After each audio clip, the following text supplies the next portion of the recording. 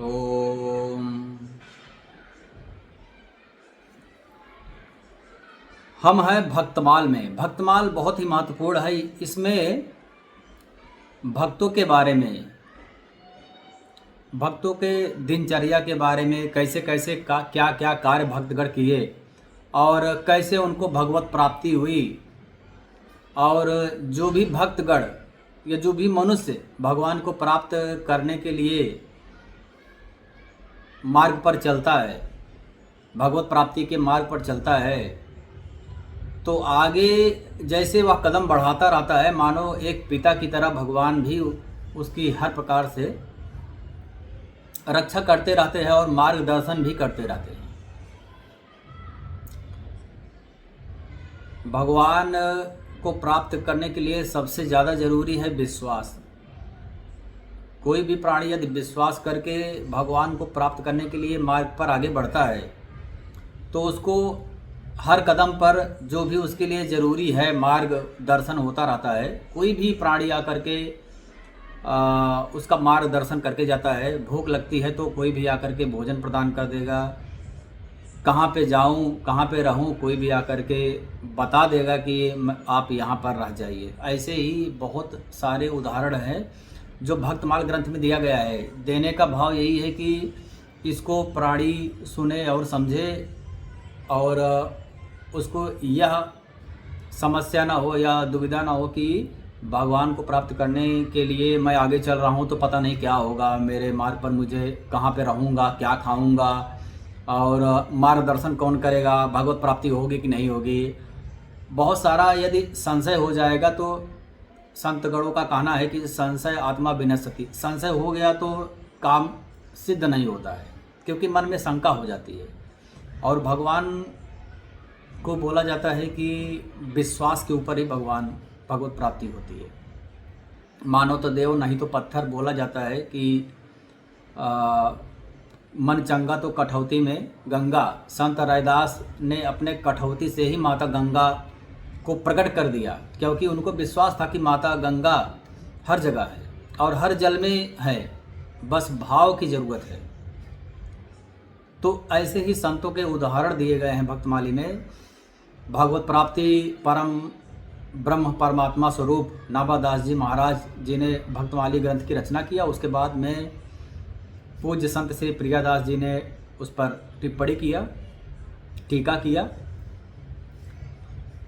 तो हम लोग प्रारंभ करते हैं। बहुत ही महत्वपूर्ण है भक्तमाली। सारे भक्तों को पढ़ना चाहिए, मानव जाति को पढ़ना चाहिए।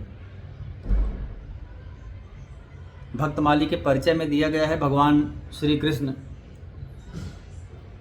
की वंदना किया गया है। परम परमेश्वर योगेश्वर श्री कृष्ण,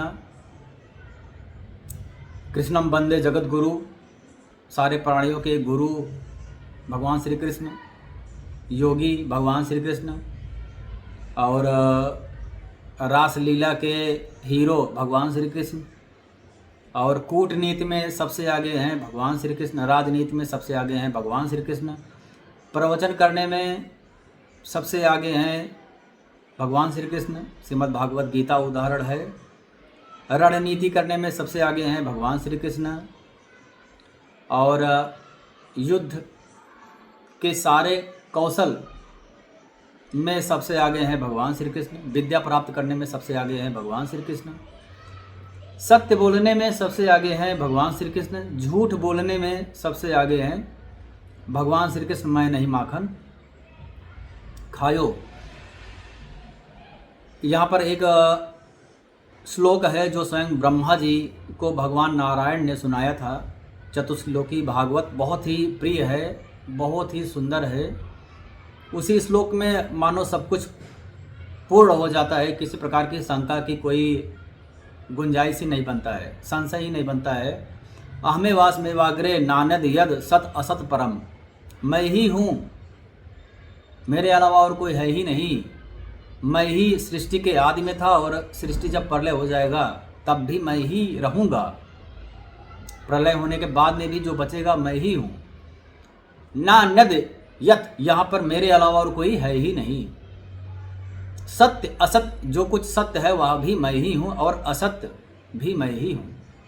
और सत्य असत्य से परे जो कुछ बुद्धि में आ रहा है आपके, वह भी मैं ही हूँ।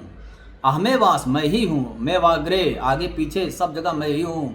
ना नद यत, यहाँ पर मेरे अलावा और कोई है ही नहीं। सत असत परम पश्चात हम यदि तच्च, सृष्टि के विनाश के बाद सब कुछ विनाश हो जाता है, परंतु मेरा विनाश नहीं होता है। पश्चात हम यदि तच्च यो, और इससे जो कुछ भी बचता है वह मैं ही हूँ, मैं ही बचता हूँ। सो अस्मि हम। तो कहने का भाव है कि ऐसा अगर भगवान के प्रति लग जाए प्रीति कि भगवान के अलावा कोई है ही नहीं। सिया राम मैं सब जग जानी, करहूँ प्रणाम जोर जुग पानी। ऐसे गोस्वामी तुलसीदास जी नहीं बोले। गोस्वामी तुलसीदास जी के बारे में यदि सत्य जानकारी प्राप्त करना है तो भक्तमाली एकमात्र ऐसा ग्रंथ है, क्योंकि नाभादास जी महाराज को उनके गुरु परम पूज्य भगवत प्राप्त संत भगवान स्वरूप अग्रदेवाचार्य जी महाराज ने उनको आशीर्वाद दिया था कि किसी भी संत के बारे में यदि आपको लिखना पड़ेगा तो आप उनकी स्मृति करना, ध्यान करना उनका, वह संत आपके हृदय में विराजमान हो जाएंगे और खुद अपने बारे में बताएंगे कि मैं क्या हूँ, मैंने क्या क्या, कहाँ पैदा हुआ, कैसे मेरा जीवन पूरा गुजरा। तो जितने भी संतों के बारे में लिखा गया है भक्तमाली ग्रंथ में, गोरखपुर से भी प्रकाशित हुआ है और सिद्धांत वृंदावन में पूज्य श्री जगत गुरु राजेंद्र दास जी महाराज भक्तमाली प्रकाशन वहाँ से भी होता है, और मलुक पीठ वाले। तो भाव यह है कि गोस्वामी तुलसीदास जी ने जो बताया है, अर्थात इससे सत्य और कोई हो ही नहीं सकता। ऐसा मानो कि भगवान के बारे में गोस्वामी तुलसीदास जी सब कुछ प्रत्यक्ष आ करके बता करके गए हैं नाभादास जी महाराज को। उन्होंने खुद बताया है कि मैंने पूजा किया, तपस्या किया, ध्यान किया, हनुमान जी का दर्शन हुआ और हनुमान जी से मैंने बोला कि मुझे श्री रामचंद्र जी के दर्शन करना है। हनुमान जी ने बोला ठीक है, आपको कल हो जाएगा और आपको होता रहेगा। तो जब भी दर्शन भगवान ने उनको दिया है, श्री रामचंद्र जी ने माया से ढक के दिया है। कोई बच्चे के रूप में आकर के दर्शन दे के चले गए, जो कि तुलसीदास जी को बाद में पता लगा जब हनुमान जी ने बताया कि अरे आपने तो दर्शन ही नहीं किया। वो जो बालक था आया हुआ था, चित्रकूट के घाट पर भाई संतन की भीड़, तुलसीदास चंदन घिसे तिलक देत रघुवीर। वो जो बालक आया था वो तो श्री रामचंद्र जी ही थे जिनके दर्शन के लिए तुम इतना व्याकुल रहते हो। उसके बाद में कोई दूसरे रूप में आया, एक बालक रूप में आए, वृद्ध के रूप में आए, कभी भी पूर्ण रूप से दर्शन उनको नहीं मिला। तो यहाँ तक कि गोस्वामी तुलसीदास जी हनुमान जी से बोले कि मुझे श्री राजा रामचंद्र जी के दर्शन करना है, उनके राज्य का जो भेष है उस रूप में दर्शन करना है। अर्थात राज मुकुट पर बैठे हों, राज सिंहासन पर, और बगल में लक्ष्मण जी हो, माता सीता जी हो विराजमान हो सिंहासन पर, और पैर के पास हनुमान जी हो, इस तरीके से दर्शन करना है, और चंवर चल रहा हो श्री रामचंद्र जी के ऊपर, ऐसा भाव था। तो गोस्वामी तुलसीदास जी जा रहे थे चित्रकूट में ही, रात्रि के समय उनको वैसा ही दर्शन हुआ और उनको एक भक्त ने बुलाया, अरे संत आ जाइए, आप बहुत अच्छे समय पर आए हो, यहाँ पर रामलीला का समापन चल रहा है और आरती का समय है, आप ही आरती कर दीजिए। तो तुलसीदास जी को लगा कि ये रामलीला हो रहा है, वास्तविक श्री रामचंद्र जी नहीं है। जब पूरा आरती कर दिए, गोस्वामी तुलसीदास जी आए, अपने आश्रम पे आ गए, तो उनके जो भक्तगण थे जो गोस्वामी तुलसीदास जी से राम कथा सुनते थे, वो लोग आकर के खड़े, भगवान आप विलम्ब हो गया, हम लोग कब से इंतजार कर रहे हैं आपके मुखारबिंद से, श्री राम कथा सुनने का आनंद ही कुछ और है, तो आप कहाँ थे? तो तुलसीदास जी बोलने लगे, मैं अरे वहीं बाजू में हो रहा था, रामलीला का आज अंतिम दिन था, मैं पहुँच गया तो मैं आरती किया। तो चित्रकूट के जो निवासी थे वो लोग सोचने लगे, अरे यहाँ पर तो कोई रामलीला नहीं हो रहा है, क्योंकि अगर होता तो हम लोग को पता होता। तो वो लोग बोले ऐसा तो कुछ भगवान हम लोग को नहीं पता है। तो गोस्वामी तुलसीदास जी ने बोला कि चलो मैं दिखाता हूँ। तो जब वहाँ पर जंगल में जाकर देखे तो पेड़ पौधों के अलावा कोई था ही नहीं। तब गोस्वामी तुलसीदास जी को लगा कि अरे ये तो श्री रामचंद्र जी अपने राजा के रूप में मुझे दर्शन दे दिए, परंतु मैं समझ नहीं पाया। उन्होंने हनुमान जी को ध्यान में आवाहन किया। हनुमान जी मानो एक गुरु के जैसा, गोस्वामी तुलसीदास जी के गुरु के जैसा हमेशा जब भी आवाहन किया तब भी हनुमान जी बहुत बार दर्शन दिए हैं। और यह बात भक्तमाली में है और पूज्य श्री करुणदास जी महाराज जी ने इसके ऊपर धारावाहिक बनाया है, वह भी देख सकते हैं, प्रत्यक्ष दिया गया है। वैसे ही जैसे मैंने देखा है, पढ़ा है, वैसे ही यहाँ पर भक्त जनों से, संत जनों से जितना सुना है वही यहाँ पर प्रत्यक्ष बात हो रही है। तो गोस्वामी तुलसीदास जी ने हनुमान जी से कहा, मुझे दर्शन तो होता है परंतु पता नहीं चलता मुझे कि मैं माया के भ्रम में आ जाता हूँ, मुझे यह पता ही नहीं चलता कि श्री रामचंद्र जी हैं कि कोई इंसान है।